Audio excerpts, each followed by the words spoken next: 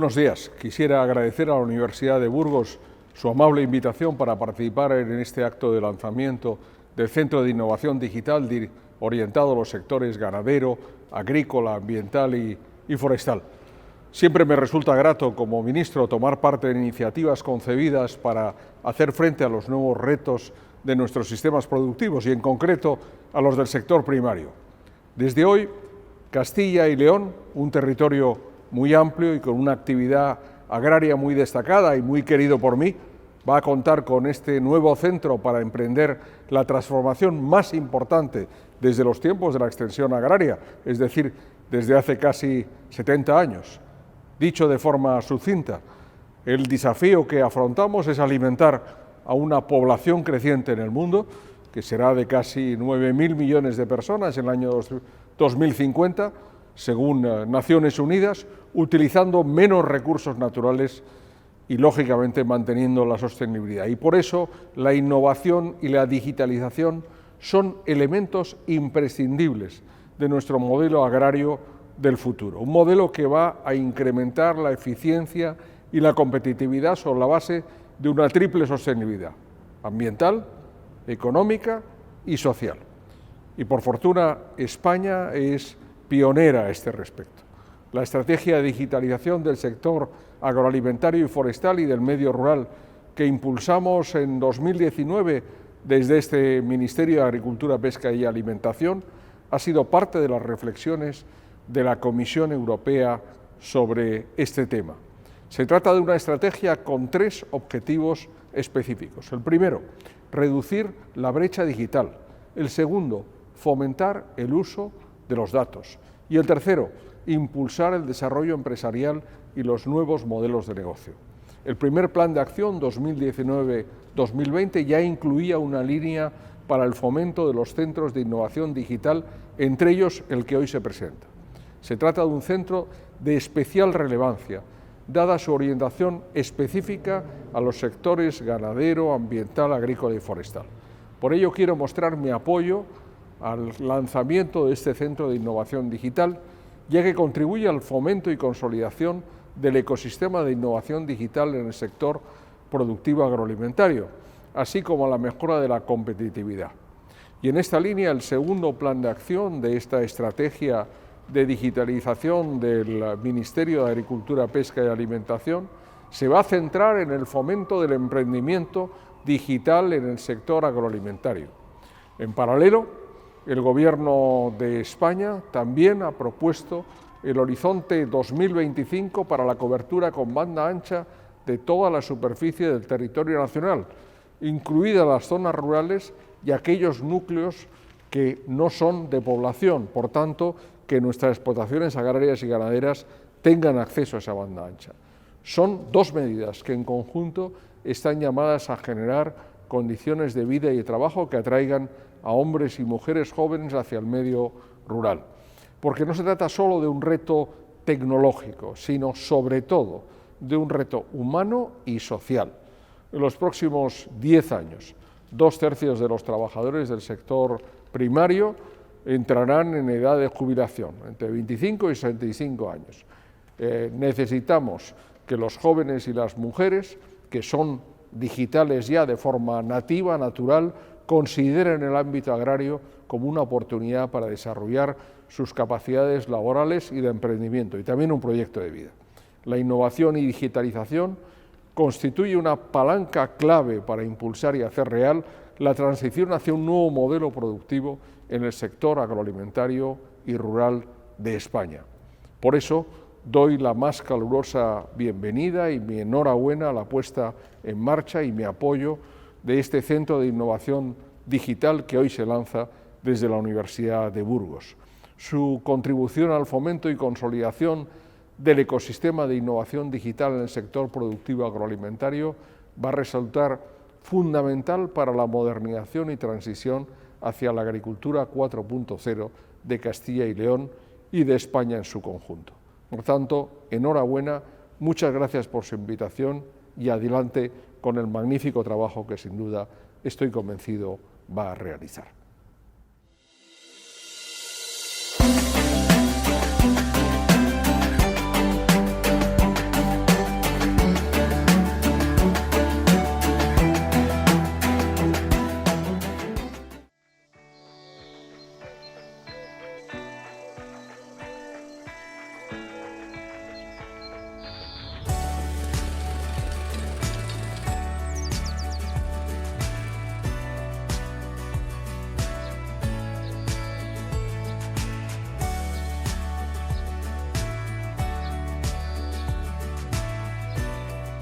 Soy Jorge Miñón, doctor ingeniero agrónomo y socio fundador de la empresa Agrae Solutions, que desde el 2014 llevamos desarrollando trabajos de consultoría en el ámbito de la agricultura de precisión.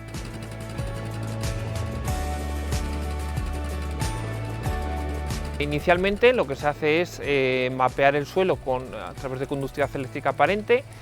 Hay diferentes sensores. El caso del sensor que estamos mostrando hoy es un sensor por contacto, es decir, esos discos lo que hacen es emitir uno de ellos una corriente eléctrica y los otros dos la registran. Cuanta más separación haya entre el emisor y el receptor, más profundidad sondea, lo que nos permite obtener en tiempo real los valores de conductividad eléctrica en su superficial hasta 36-40 centímetros y hasta 90 centímetros de profundidad. Las pasadas con este quad, con este equipo de mapeo, se hacen en torno a 15-20 metros, se hacen pasadas a lo largo de la parcela y una vez que se ha tenido mapeada toda la parcela, lo que se hace es procesar con herramientas geostadísticas esos valores para definir cuántos tipos de suelo tengo en la parcela. Tanto sobre esos tipos de suelo que tengo en la parcela, posteriormente lo que se hace es un muestreo de suelo dirigido, es decir, yo sé cuántas muestras de suelo tengo que tomar y dónde tomarlas. Con eso que ganamos representatividad en la distribución de los nutrientes y de los parámetros edafológicos del suelo y también ahorramos el número de muestras, que al final es lo que más encarece en este tipo de estudios, las analíticas. Esta información de mapear el suelo lo que nos permite es sectorizar nuestras parcelas en ambientes que nos van a determinar la calidad final de esa uva, es decir, un suelo arcilloso da unos matices diferentes en el vino a un suelo arenoso. Pues toda esa información, si la tenemos reflejada en un mapa, el enólogo ya cuando planifique la vendimia puede definir qué porcentaje de cada fracción de esa parcela puede utilizar para la elaboración de un vino, y eso repercute en vinos de mayor calidad y por tanto de mejor valor añadido, ¿no? Al final es manifestar el concepto del terroir, el terruño, ¿no? Desarrollarlo con datos, en este caso con mapa de suelo y con otras informaciones que vamos recogiendo a lo largo de la vida de ese viñedo, incluso previo a la plantación de ese viñedo. Somos conscientes de que la tecnología ha irrumpido en nuestras casas, ¿no? Desde el robot que nos barre la casa hasta el que nos ayuda a hacer la comida, ¿no? En este sentido, el sector primario, la agricultura y la ganadería, en este caso la agricultura, pues no tiene que estar ajeno a esa incorporación. La tecnología al final viene para optimizar los insumos, en este caso los fertilizantes, los fitosanitarios, y obtener mejor calidad de productos, por ejemplo en el caso del vino, poder llevar a esa bodega, a esa botella de vino, que se pueda manifestar realmente lo que aporta el suelo y el clima de un entorno en concreto. Yo creo que esa tecnología viene a apoyar el concepto de sostenibilidad. Sostenibilidad no solo ambiental, sino económica para el que incorpora esa tecnología.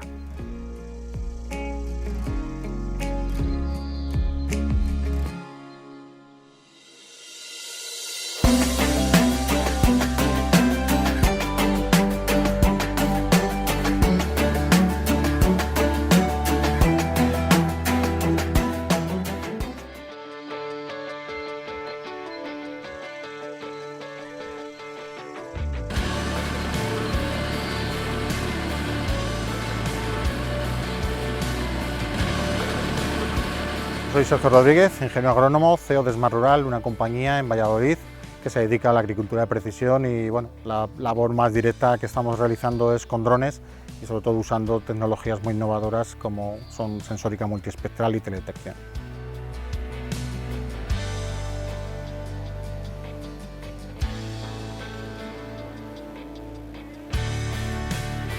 El trabajo de hoy, lo que estamos llevando a cabo es una tarea de una fertilización con dosis variable y para ello es necesario tomar o captar en teledetección con estos sistemas, como son con drones o con satélites, cómo está de vigoroso el cultivo. Es importante antes de, sobre todo porque vamos a ser mucho más precisos, vamos a llevar a las zonas donde realmente no encontramos ese nitrógeno que le va a aportar al cultivo y por tanto mucho más eficientes y a la hora de echar producto pues homogeneizar mucho más la parcela. La primera etapa, por supuesto, es venir a la finca, hacer un vuelo con un dron, sobre todo equipado con sensórica multiespectral, no nos vale cualquier cámara, tiene que ser un equipo con los rangos no visibles, en los cuales pues bueno, vamos a ir captando imágenes para luego llevar a cabo el índice, en este caso el NVDIF, el más famoso de ellos, pero también el más importante a la hora de la agricultura. Una vez que se pone en marcha, lo que va a ir es llevando a cabo una tarea como el tractor, pero en el aire. Va a ir captando foto a foto una imagen que vamos a componer para luego tener ese mapa en multiespectral. Una vez que llevamos a cabo el vuelo, sacamos la tarjeta SD card y la introducimos en los software de procesamiento de imágenes para conseguir el mapa que se cargan los tractores, también llamado SAFE o sea SHP, el cual pues ya va a entender el lenguaje con el cual vamos a comunicar al tractor que está llevando a ciertas zonas mucha más cantidad. Ya entrarían los equipos de maquinaria aperos, donde por isobús le va a comunicar esa indicación de más vigor, menos vigor, y va a ir abriendo las boquillas a medida que va ajustándose por el terreno. Todo de una manera GPS o RTK, geolocalizado cada punto para ser muy precisos y muy eficientes.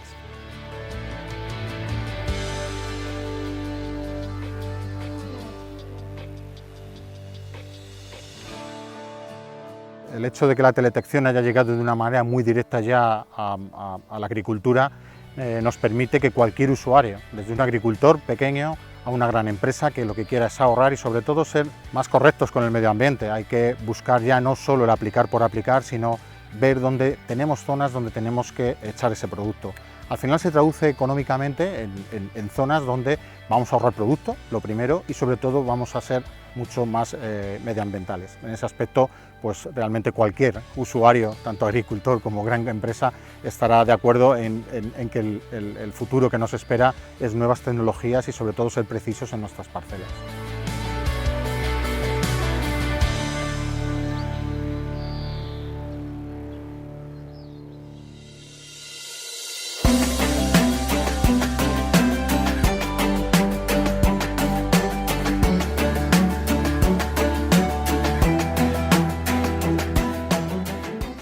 Hemos venido al campo para hacer una demostración de uso in situ de la nueva herramienta denominada Chatibun que ha lanzado el Instituto Tecnológico Agrario de Castilla y León, ente público de la Consejería de Agricultura.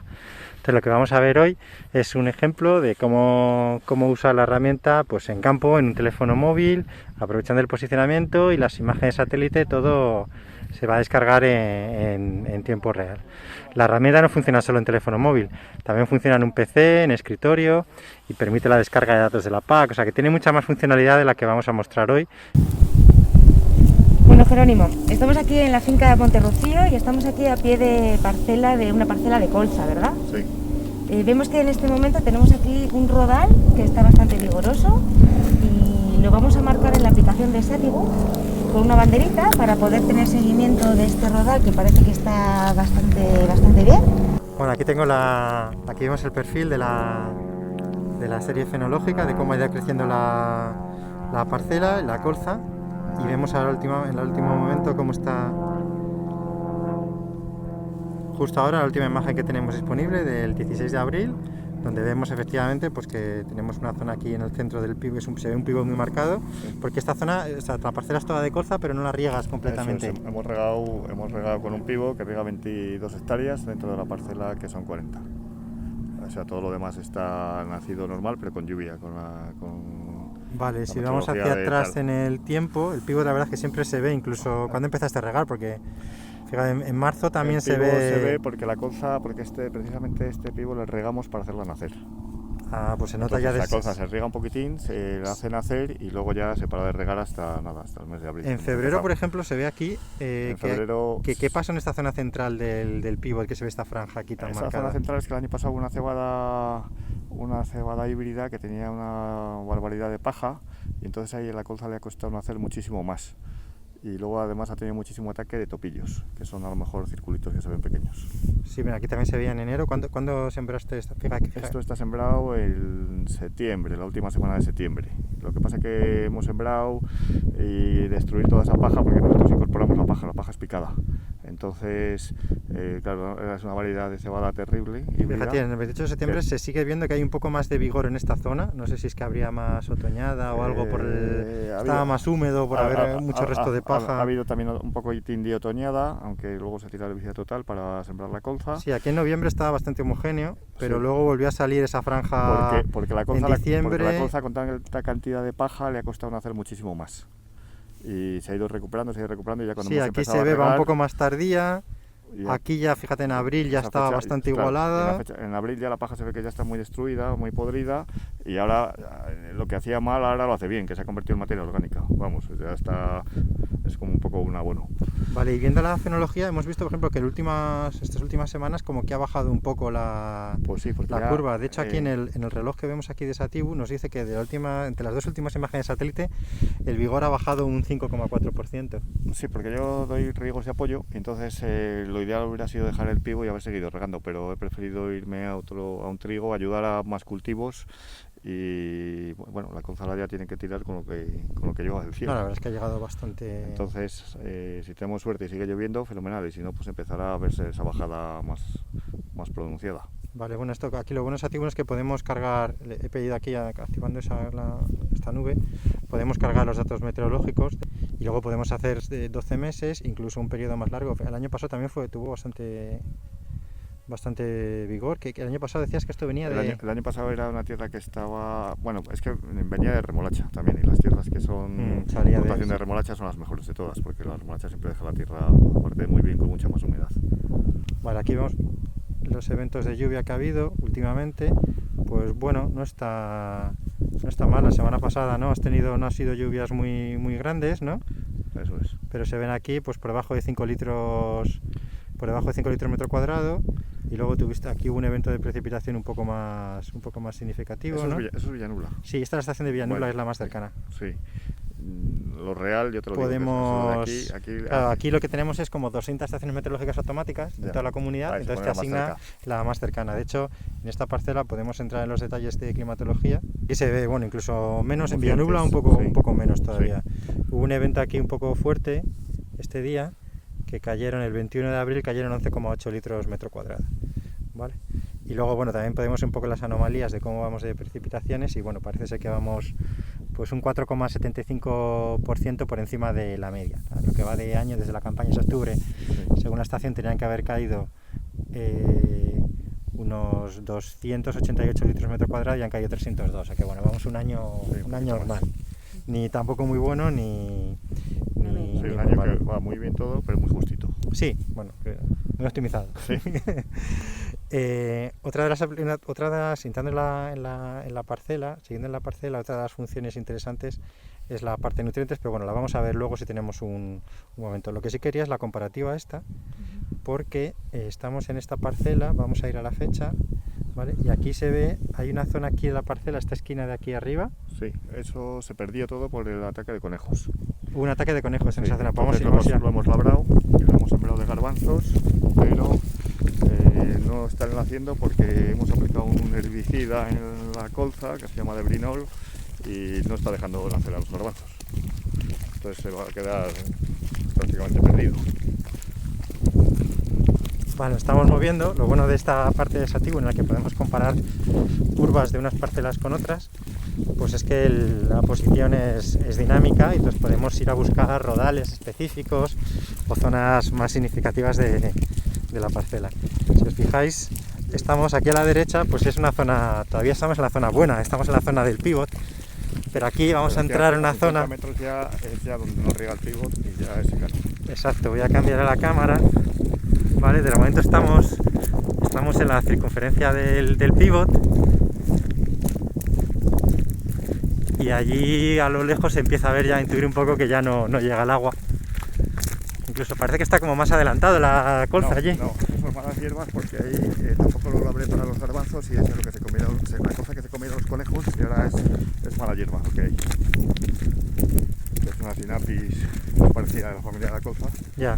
Y claro, tiene todo tipo de flor. Entonces todo eso es ya por el ataque de los conejos. Y luego allá adelante, ya como se lo comieron del todo, ya lo labramos.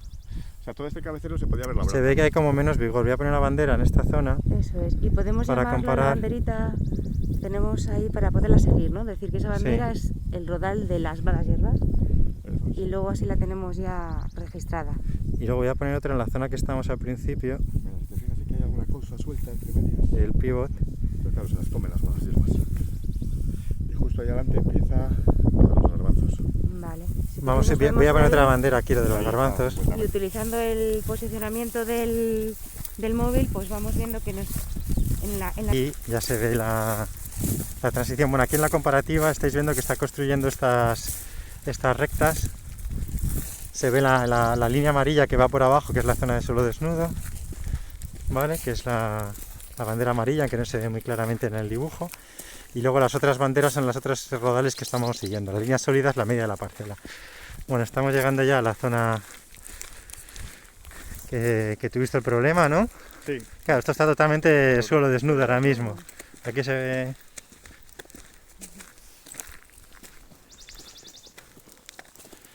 Aquí estamos, ¿no? Realmente...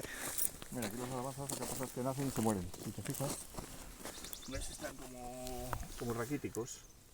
Bueno, aquí mientras tanto la aplicación ha ido construyendo las curvas de la colza y de esta zona de suelo desnudo y se está descargando las estadísticas de, pues bueno, pues la comparativa entre las zonas que van mejor y peor y los rodales y el rodal de abajo amarillo, que es el que está en unas peores circunstancias. En la comparativa también podemos comparar otras parcelas, por ejemplo esta de aquí que es esta parcela de aquí que es de cebada, creo. Pues aquí he añadido la cebada, pues mira, una comparativa interesante, que se ve como la cebada al final, en este periodo de primavera, pues sigue creciendo todavía un poco más, es un poco más tardía que la colza.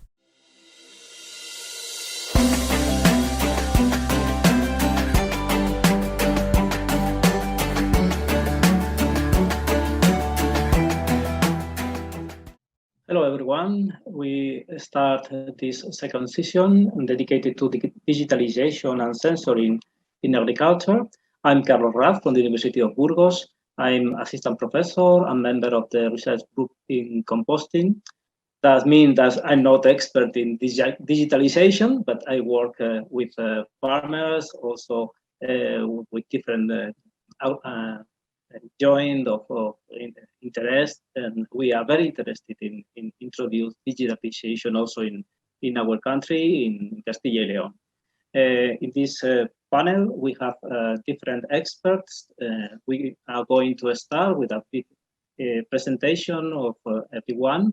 The first one is Professor George Villahoz, a member of the horticultural engineer, and he is a horticultural engineer, with a PhD in management science.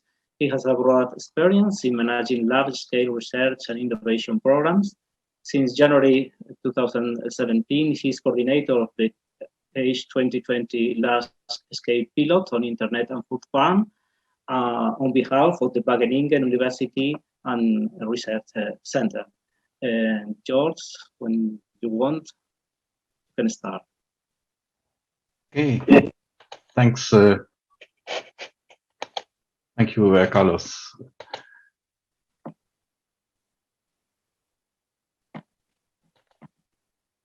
Yep. Let me start with first congratulate the DIH-LEAF with this great event. Very well organized, and very much congrats with that. As in the introduction by Commissioner Wojciechowski, he already mentioned there's the connection between the LEAF DIH and Smart Agri Hubs, and it's my privilege to spend some words on explaining what Smart Agri Hubs is about. When you are working on digital innovation, I think it's important to be aware that somewhere in Europe, someone is working on a quite similar challenge, quite similar solution. I think that's important to be aware of that. And that's where Smart Agri Hubs drops in by what we call connecting the dots. It is about, we are very much aware, and that's typical for agriculture, that you have to recognize to acknowledge the regional and sectoral specificity of the agricultural needs for digitization. So digital innovation takes place at the farm at very local level, regional level. But on the other hand, we have built a lot of experience in digitization in the very different European countries. So Smart Agri Hubs is collecting all those experiences and make them available for digital innovation hubs at local level, so that we can build upon each other's experiences, build upon each other's knowledge and skills, and not and try to avoid the reinvention of the wheel, so to say. Another thing I want to mention is that looking at the innovation cycle, we need to be aware that digital innovation hubs are operating in what we call the valley of death. It's the area where the academic challenge is declining, is not so important anymore, but there's still a lot of risk for the private sector to invest. And what digital innovation hubs are doing is bridging the gap between those two, let's say, communities, and bringing together the knowledge, the skills, the people, which is very important, but also the innovation funds, the funding mechanisms for that. These are different in the first phase of innovation, so where it's more public funding, and the private funding is not ready for that. So that's where digital innovation hubs are operating.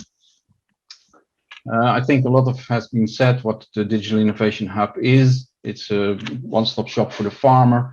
And I think it's also important to mention that it's not a new organization. It's more, we consider it to be a role that is embedded in an existing situation, in an existing organization, and preferably an organization that is trusted by farmers. Digital innovation hubs are providing services, and please look at these services from the perspective that these are the activities that you need to do in the valley of death. So it's not only technology development, it's also about business development and also bringing people together. And here in the top corner, you can see that a digital innovation hub, to provide those services to farmers, you need a lot of, let's say, stakeholders at local level. And that's what digital innovation hubs are doing, bringing together the different stakeholders with the different skills, disciplines, and tools to foster the innovation, the digital innovation for farmers, and to support them with that. How are we doing that? Well, it's crucial to our core, let's say, competence is the innovation portal. That's where we bring together all the knowledge experience that is available in Europe. So we are collecting innovation experiments, so good practices that can inspire local farmers to say, hey, this is interesting for my farm. We are also collecting competence centers. This is not a yellow page, but this is a register of organizations that have a track record in digital innovation. We also have a register of digital innovation hubs, so we are very eager to push on peer learning. So digital innovation hubs can help each other, can stimulate each other. That's why we need to bring them to contact them. And last but not least, there's also the set of tools, guidelines, instruments that can be used by Digital Innovation Hub to develop new services or to enhance their existing services. In the end, the Digital Innovation Hubs are the users for this innovation portal. They have access, they have free access. It's all free innovation. It's open innovation, so it's all free, accessible. And by this instrument, we try to make the experiences and tools and guidelines and everything that you need to know to provide Digital Innovation Hub services. We provide them to the hubs. Some words at the moment. Smart Agri Hubs has connected almost 250 digital innovation hubs all over Europe. We are proud to say that we have hubs in every European member state. And what I want to mention here is that we also have an instrument, the open calls. which is available for digital innovation hubs, where they can apply for budget to develop new services or improve their existing services. Yeah, that's basically what I want to say. It's connecting the dots.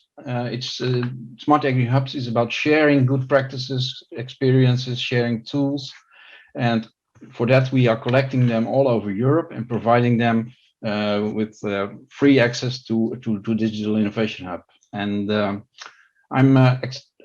from the Smart Agri Hubs perspective, I'm extremely pleased and proud that such a lively DIH as LEAF is part of our ecosystem. And I hope that we can support LEAF in their further development. But I also hope that LEAF can help us and support other digital innovation hubs in their development. Sharing is crucial for that, and sharing, as a famous saying is, sharing is multiplying. Thank you. Thank you, Professor Villahoz. Thank you very much also for your salutation to our DIH-LEAF, that is our beginning in the digitalization. Now is the turn. Carlos, sorry to interrupt. Manuel is again with us. sorry for my issues with connectivity. Sorry for that, guys. So now I hope now everything going well. Yes, I didn't hear all the presentation of George, but I think now we have time later for comment and questions. So now is the turn for Nayat Sánchez-Pi. She's the director of the INRIA Research Center in Chile and coordinate the INRIA Chile International Laboratory.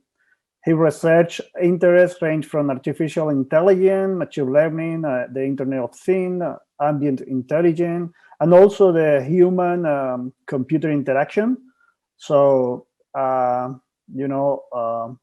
Nayat, the floor is yours. Please go ahead with the presentation.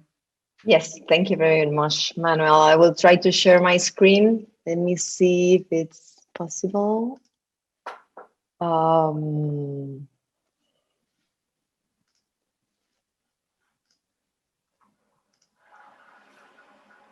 you see my screen? Yes, perfect. Yes, great. Well, hello, everyone. It is awesome to be here. Congrats, first of all, for this inauguration of this digital hub. Thank you, the organizers, for the invitation, and thank you, Manuel, for the kind introduction. It is a great opportunity to be talking here about the role of digital technologies for agriculture, and particularly about the role of AI in agriculture and the research we are conducting in INRIA Research Center in Chile. For the ones who do not know, INRIA has a research center in Latin America, which is in Chile since 2012. Today, this is the only center outside France, and it's motivated in the opportunities Latin America brings in terms of diversity and also in natural resources, and in particular, the characteristics that made Chile a unique country to develop science and also digital innovation. Agriculture is facing many challenges. For instance, some of them come from the need to become more efficient and more in harmony with the environment. For example, by adapting the procedures and activities to the particularities of the different areas. Here, the progress in sensors and the a priori human experience can lead to a more efficient production. Similarly, it is necessary to meet the growing demands for food while being able to sustain a long-term activity by also reducing its negative footprint in the environment. And on the other hand, many losses come from unexpected anomalous events that disrupt the production cycle. So here we have a particular challenge derived from the climate change. And climate change is essentially render useless millennia of experience of farmers as conditions are changing faster. So it is true that there are probably many other challenges, and that these challenges are being addressed from many fronts, for example, by creating new varieties of crops and new machinery. However, ultimately, this is becoming more and more an information technology problem, and in particular, an artificial intelligence problem. So that is because the way to overcome these challenges, it is necessary to address these problems that I have summarized in the middle column. And in turns, to address those problems, it is necessity to apply the state-of-the-art of current AI technology. It has a multi-scale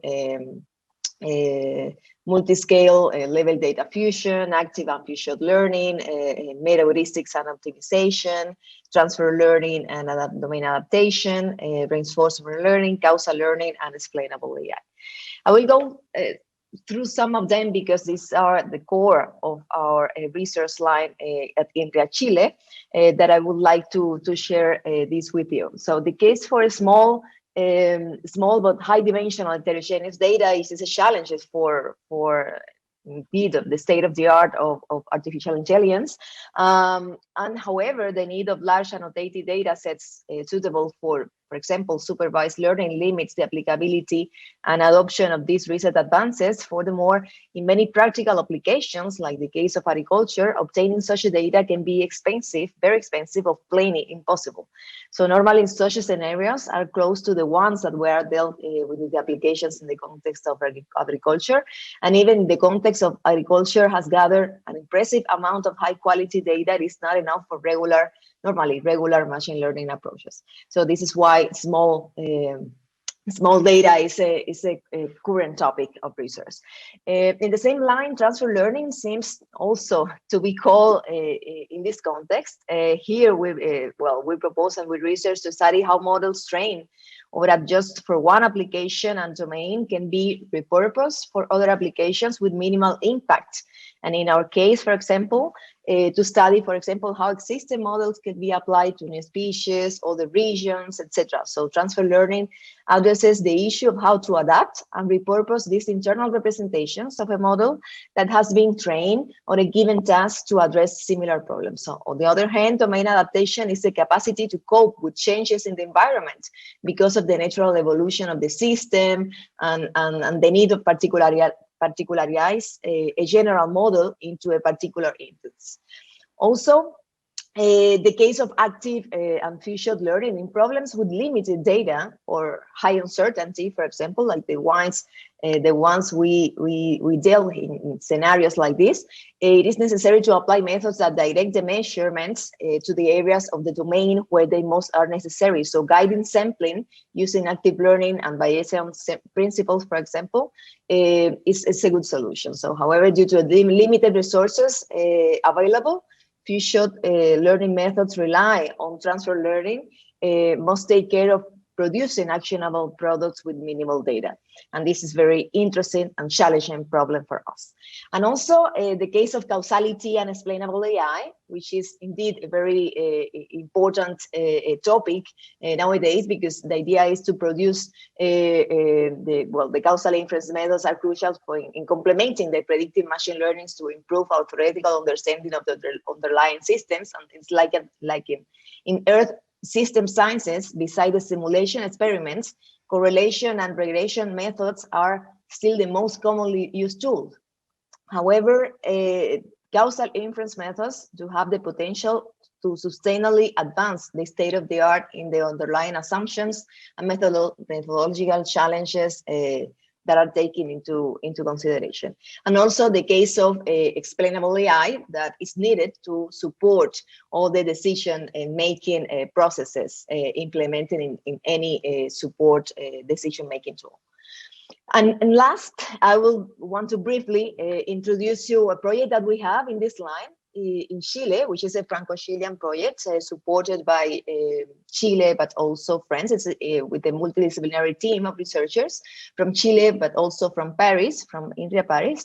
And also there are other two companies involved. One of them is very well known for all of us. It's a very well-known wine producer. And the project is focused on developing a platform that provides focused information on the area where user carry out the specific activities, thus increasing the time available and make decisions regarding the activation of the acquired mitigation system. So, and this platform try to predict the frosts. And frosts are very difficult events to predict since they are influenced by factors such as temperature, humidity, and are highly variable in small areas.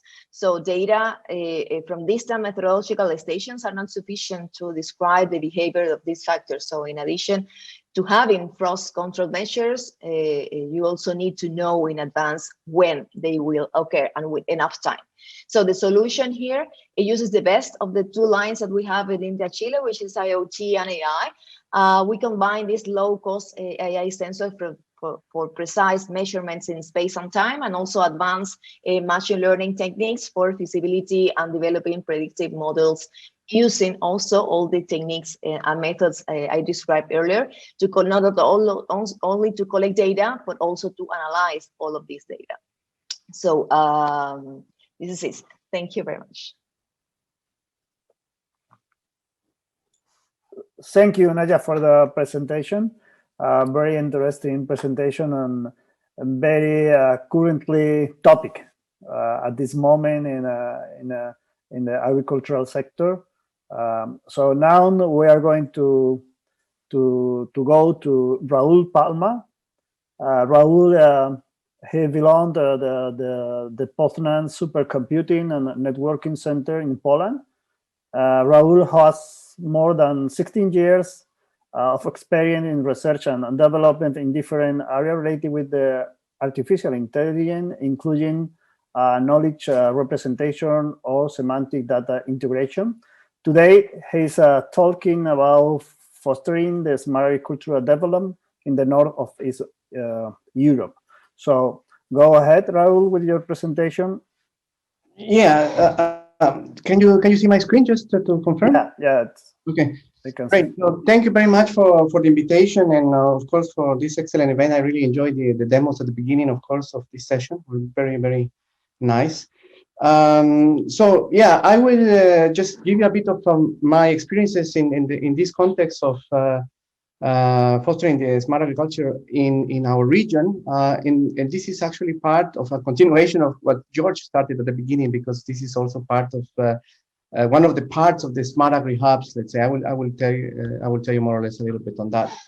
Well, I don't have to go anymore to the overall objective of smart agri hubs, so it's very important just that we are just trying to consolidate and fostering the European network of digital innovation hubs in Europe for the digital transformation. But what is important is, in this sense, is to say, so what is the dimensions and technologies for digital transformation? So this is a very nice diagram that shows some of those. In particularly, those are related to the data, how the data is important in different aspects of the digital transformation. So, for example, for decision making for businesses at the different levels of the agri-food chain, from the farmers to logistics to consumers, but also how data is important for example, to guarantee the food integrity, to consumers and other stakeholders, but also how the data is providing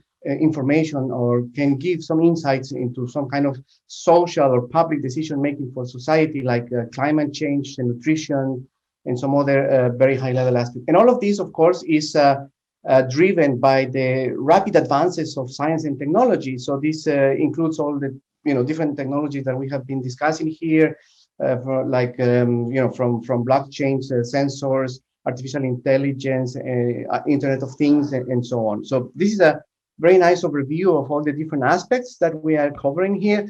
And then, of course, this leads us to one important question. So this is like this challenge of the innovation: how to start a digital transformation without a ton of knowledge and experience about the available solution, costs, benefits, and potential pitfalls. And so going from the typical, let's say, old farming model to the smart farming model. So this is basically what Smart Agri Hub is trying to do by building this network of and community for digital transformation that is based on very important concept. I think George already mentioned, of course, digital innovation hubs at the core. But also we have a set of innovation experience to showcase how this is actually done in practice. We have a set of competence centers that are, of course, connected to these digital innovation hubs, providing the skills, the capabilities, the infrastructure, etc. We also have tools like the innovation portal that also George mentioned at the beginning, so a very important one for you to come. And things like innovation service maturity models for digital innovation hubs, so they can assess how there is the level of maturity. So, for example, this will help them to identify their weaknesses, how they are can improve, and where they are very strong. And of course, this at the end connects through this layer network of digital innovation hubs and competence centers in what we call the regional clusters. And this is what I'm going to focus in the next idea.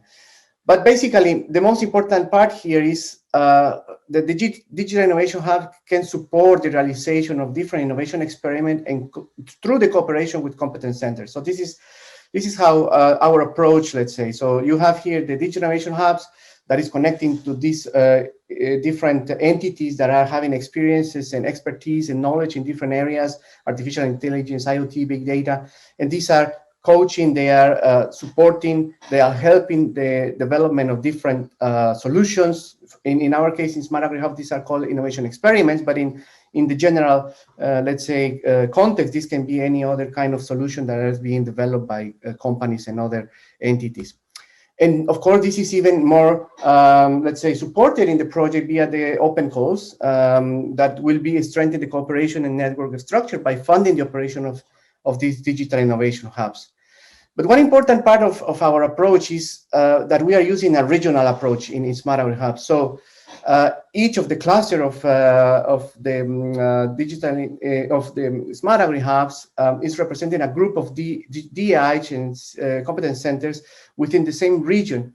Of course, that we have pan-European coverage, but we are really focusing on our particular aspect in our region. So we are like the first connection for the also innovation experiments or for other entities looking for solutions or how to connect to other organizations providing some expertise. And this is what we are providing as, in our case, as the Northeast Europe. And this is actually the kind of thing that we are focusing because each of the region has different challenges, has different characteristics. And for example, in our region, where, you know, it's very clear and very well known that we have labor productivity that is significantly below the European average, right? So this is affected, for example, by the lack of proper equipment and innovators, but also we are affected by, you know, things like soil quality problems, rainfall shortages, environmental challenge, and so on. So this is the kind of thing that we are addressing in our region. But even though we have those challenges, we also have some interesting aspects regarding, for example, the kind of agriculture digitalization of our region. As you can see here, our countries, Lithuania, Latvia, Poland, Estonia, we are doing quite well in this kind of digitalization, which takes into account the availability of the mobile coverage in the farmland. So this is how the share of farmland in the country that has access to mobile services, but also the affordability of those services, and also even those aspects that are not directly connected, but are supporting also the development of digital innovation. So this is our regional cluster here. So we are covering different countries. Like I said, we are as the intermediary at this point between the digital innovation hubs, innovation experiments, and different work packages in the structure of the project. But we also identified and build, you know, this kind of network at the regional level, monitoring all the opportunities that are happening at our, you know, surroundings in our region. And we, at the end of the day, we try to reduce the gap between the actors' needs, the challenges and interests and expectations in the sector. So this is how we look in the innovation portal. So you see, we have already several organizations in our region. This includes different types, like I was mentioning before. And one example of those is our digital innovation hub, AgroPoland. That is something that we are also co-founders with people from Lukasiewicz network from Poland. So we are one of those that started actually with SmartRural hubs to bring, you know, this kind of support to different organizations in order to realize the solutions and to bring digitization into their agricultural activities. So yeah, this is introduction from my side, and yeah, thank you very much. Thank you, Raúl, for the presentation. I have some questions for you later. Okay, now it's the Professor Paolo Guy time. He is a full professor of agricultural engineer at the University of Torino, Italy. His main research line are precision farming, robotic for agriculture, UAV, and also crop modeling. So today he's going to introduce the European Union new digital program. Paolo? Yes. Thank you, Manuel, for the presentation. Thank you to the organizer to inviting me here at this event. So I'm very glad to be here because we are also trying to submit a proposal for a next call for European Digital Innovation Hub. We already won the local competition, the national competition. So we are one of the candidates from Italy, from the group of Italy. You know, the name of our European Digital Innovation Hub is Circular Health, and we come from Piedmont, that means the North Italy, northwest part of Italy. And the topics of this Digital Innovation Hub will be the circular health. That means the joint consideration of the health of humans, of animals, and the ecosystem, so also the agricultural systems. That means that digitalization comes to these three different aspects altogether, because as we know now, our health is strictly connected to the whole system, also from what is the ecology, and also which is the health of animals. The center have many infrastructures that participate to this team, to this center. That means high performance computing centers and different laboratories.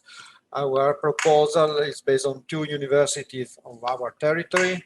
University of Turin, which is the biggest one in the northwest part of Italy, some organization for agriculture, but also many companies and other associations of the territory. One of the key points is the test before invest, in particular also in agriculture. So that means that our goal is also to show and to test technologies, products, and everything in order to help our companies to develop new technologies and our farmers to adopt these technologies.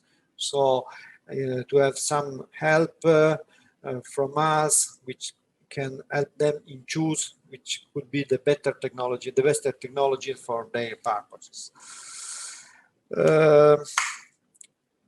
Just a few words about the framework in which we are working as a university, as a research in this context of circular health, then agriculture, smart agriculture, and digitalization in agriculture.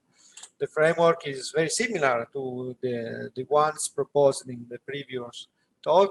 So we have many data that comes from satellite, from unmanned vehicles, that means UAVs or UGVs. And this was we have seen in the previous also movies, short movies in the presentation, and also satellite.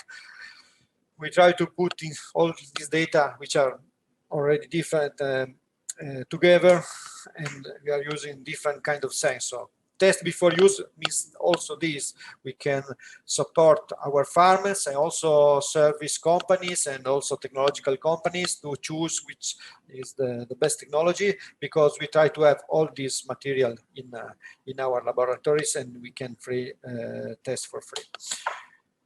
Then we have this set of data which are stored and pre-processed with the aim to crop monitoring, stress and pest early detection, decision support system, and the planning and control of vehicles in field for agricultural operation.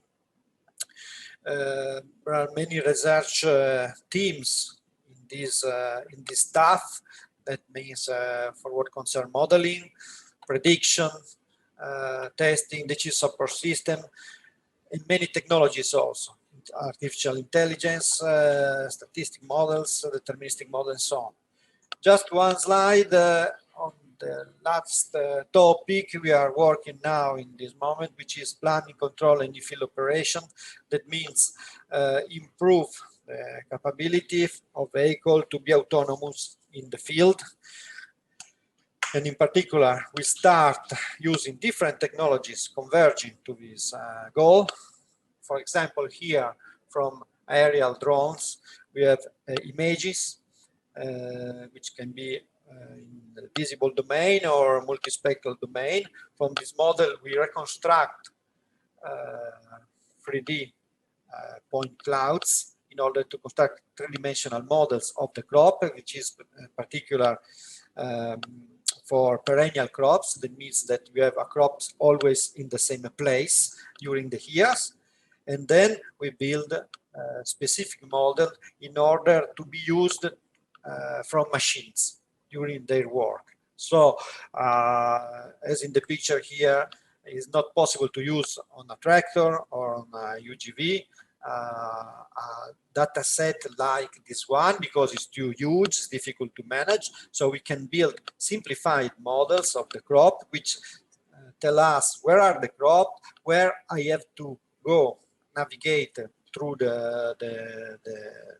in this case, through the vineyard, and also which are the dimension and the characteristics of the crop themselves in order to control the machines. So now with this kind of models, it's easy to plan the paths and also to plan and control the treatments, for example. In this case, I show here in another project of ours, a full electric sprayer. That means I can control very well, timely, with all electrical actuators, the spraying of these machines, which takes the position, takes the maps I generated in these simplified models, and then controls the actuators on the machine, which are electrical, so I can change each parameter from the speed of the fans, the droplets, everything I can control in this scenario. I stop here. I'm open to question. It just was a very brief presentation of our work and our aim in submitting this proposal to the next call for ADH.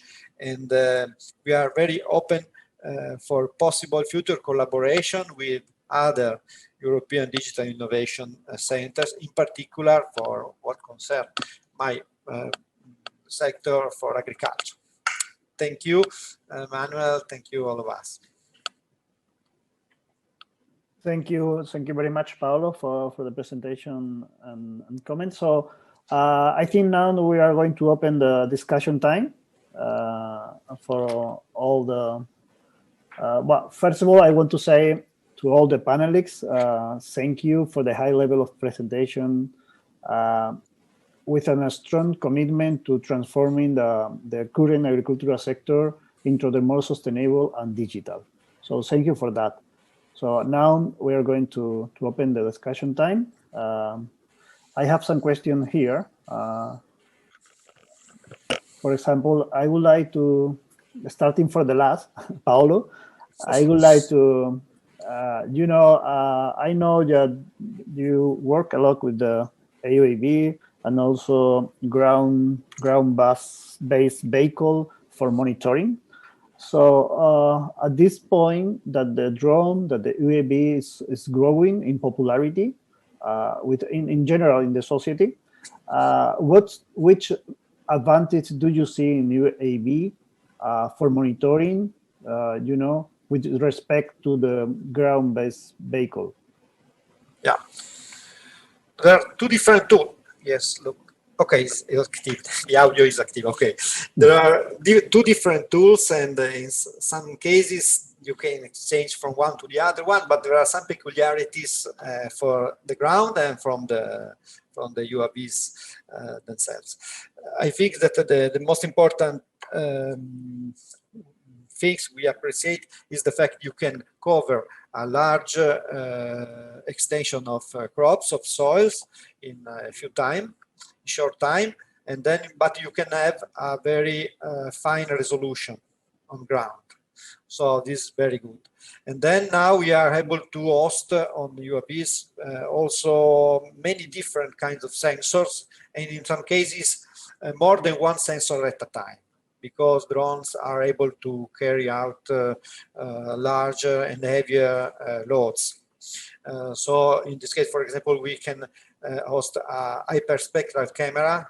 That means we can have very detailed information about the field, but not only in one point, but over a very wide surface with a very strict, very fine resolution. I think that this is one of the most interesting topic for what concerns the use of UAVs.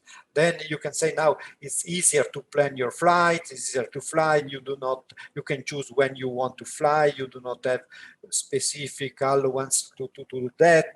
So it's not too complicated to do this kind of missions, you know. Okay, thank you. The next question is for Raúl. You know, Raúl, in some part of Europe, in some regions, you know, it's characterized by fragmentation, low incomes, the age of the people is very high. So how to promote the digitalization as a tool for a more efficient agriculture in these regions? Well, I think this is an important part because actually in our region, we have these particular challenges.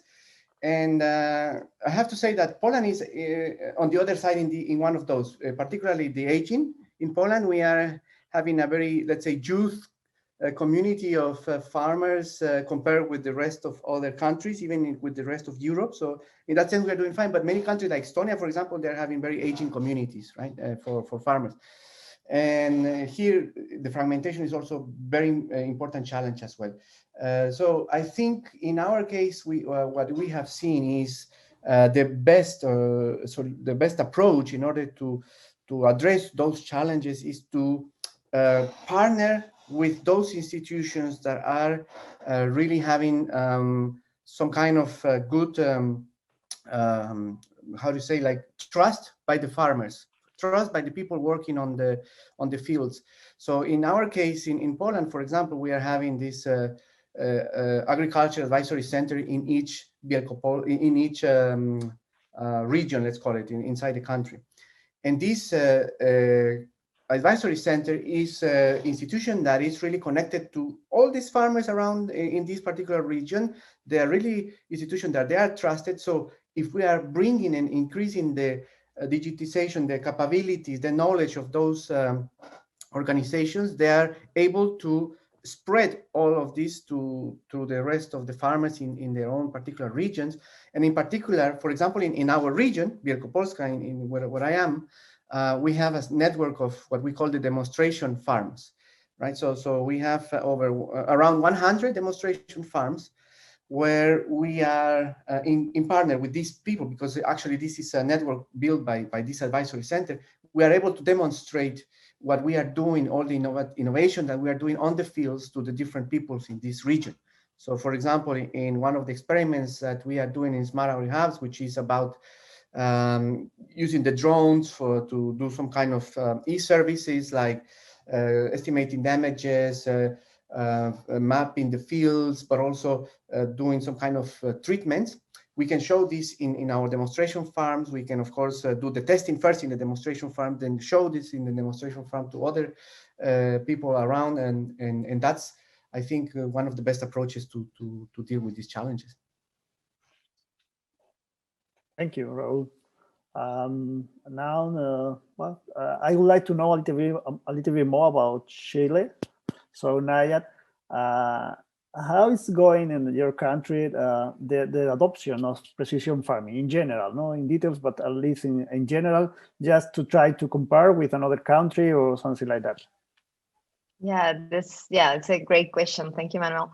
Well, in Chile, in particular, the agriculture is 3.4 percentage of the GDP. And but even though there's a lot to be done in terms of smart agriculture and in terms of the adoption of technology, particularly in sectors like agriculture or mining or others that are more conservative. So there's a lot to be done. But I think that we have all a common goal, which is to create, and we are here with this common goal also, that is to create an inclusive and sustainable innovation and also commercialization ecosystem, which I think we are all in the same model, and this has to do with bringing fair opportunities to all via, in the case of AI and other technologies, open data, but also to education and talent and domain research and access to capital. So there's a lot of challenges in terms of creating an ecosystem for digital innovation. Also in Chile, there's a lot to be done. I think there are, well, lots of efforts since a lot of years, but this is still a lot to be done in terms of infrastructure, for instance, and in terms of access to infrastructure, to talent, to technology in general. Continuing with you, Nayat, focusing in your platform. It's you know, sometimes when I heard about a platform of precision farming or forest platform, some concern to me is it's building for farmer, it's building for technician, it's building for both. You know, it's kind complicated, you know, to make a very simple tool to use the farmer. So what is your experience in the platform? Yeah, this is a great question, because I think it's both. The answer is both, because I mean, this is aiming to be a tool to be used for the end users, and the users are the farmers. But I think there's an intermediary, I would say, actor, which is the technology providers for agriculture, that plays and needs to be taking this role of taking the role of bringing this adoption to this sector, because normally for the end user it's difficult.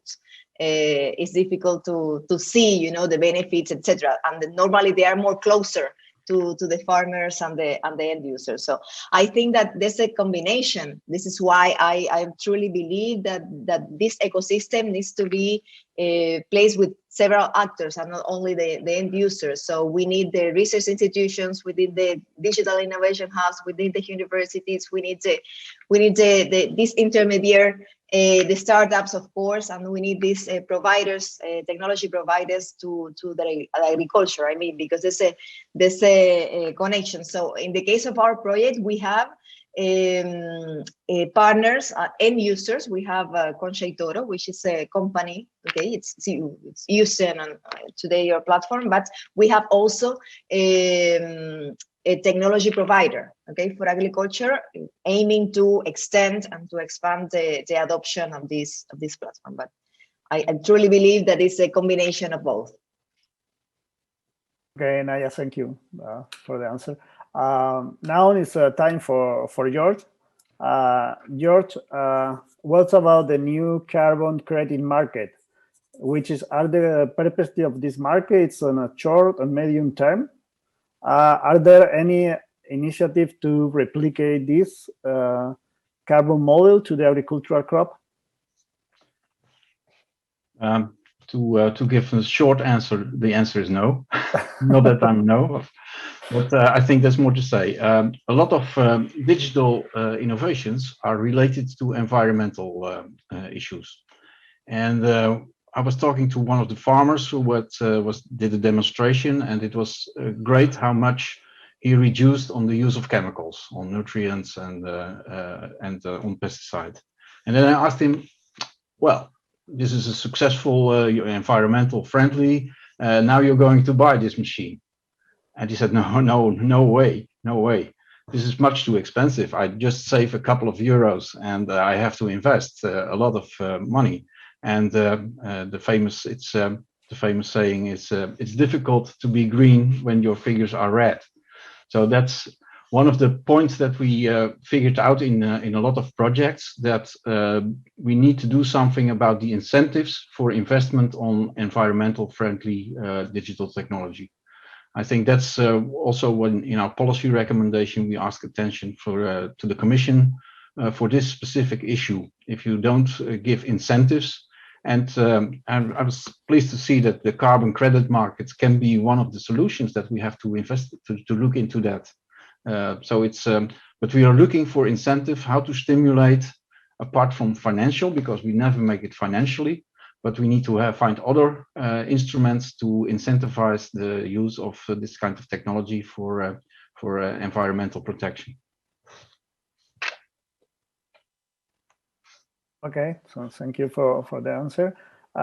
One more question here for Paolo. Paolo, from your point of view, what is the more promising aspect of the digitalization in the agricultural sector? Yeah, what we expect is enhanced control and productivity. I mean, and the quality. I mean, the effect of having better sensors means you can have improved control action. And then everything can be controlled. As you have seen, the electric machine can improve your work in terms of environmental impact, in terms of quality of the distribution, if you can control it. And to control it, you have to know everything about around you. That means the crop, the dimension of the crop, the density of the canopy, and so on. And for that, we have to know that using new sensors and all the available technologies. That means drones, but also different kinds of cameras, ultrasonic sensors, LiDAR. Everything can help you to construct this information that have been and then needs to be elaborated for the control purposes. So in my vision, the end of everything is the control for the machines in order to obtain a good job. Okay, so we are on time, so it's the time is over for us, guys. So yes, I want to say thank you again, all of you, for the presentation and for your comments. I want to send also to the organization to count with me for moderator this session on digital and sensor in agriculture.